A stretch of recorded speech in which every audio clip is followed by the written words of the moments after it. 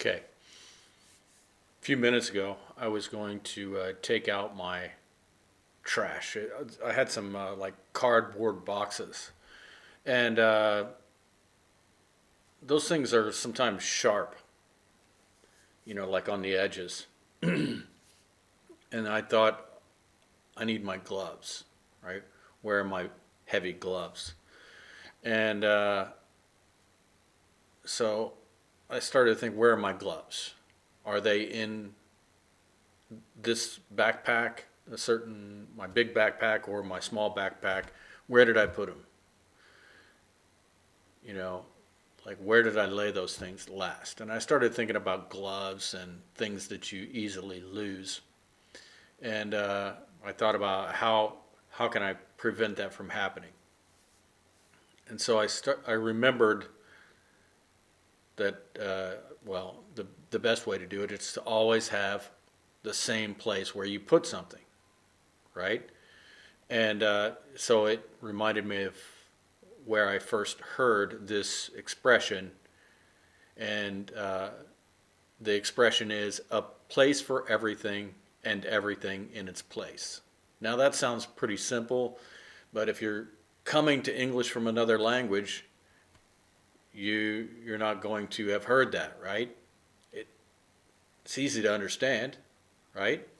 If you know the context, but we in native speakers just rattle that off, just rattle it off. It's so it comes out of our mouth naturally because, okay, finish my sentence.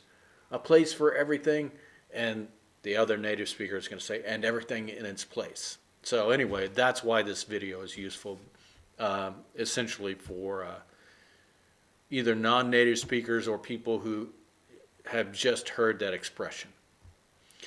But it's really not philosophical at all, right? Well, I guess it could be, but the way I heard it was this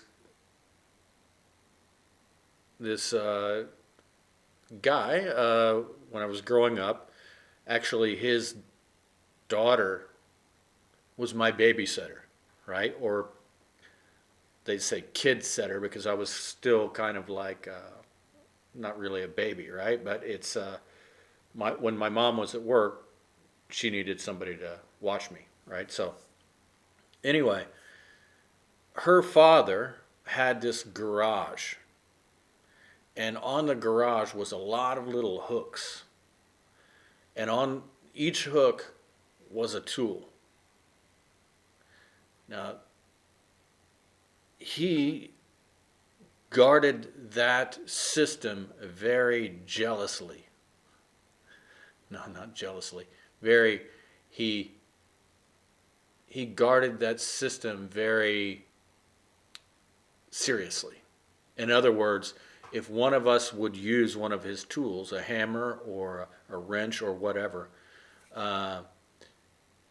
he would make us put it back, and he would watch us, and he would make sure of it. And he always said, look at those. A place for everything and everything in its place. I never lose anything. So when he needed a tool, he knew right where it was. A place for everything and everything in its place. And let me just show you. Let's do a little experiment. I don't know if it's going to work or not. But I'm going to go to this AI search engine, shall we say, chat box. And I'm going to see if this thing can predict what I'm going to say. Okay, this is a good one, Copilot.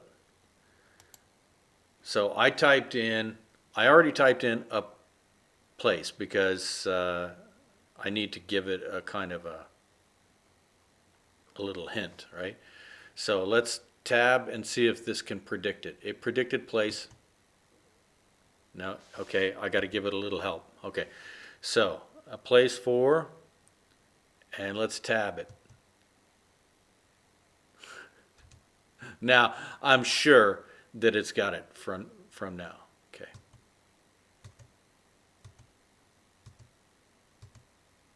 Okay. That just shows you how common it is, right? Let's see. I never did this. Okay, I have to sign in, but I signed out. I signed out on purpose because I didn't want it to be influenced by my previous searches. Okay, anyway, but but you can kind of get the basic idea, right? A place for everything and everything in its place just means you should have a special place for everything so that you know where to find it, so that you're not disorganized. Okay, so I'll talk to you on the next idiom.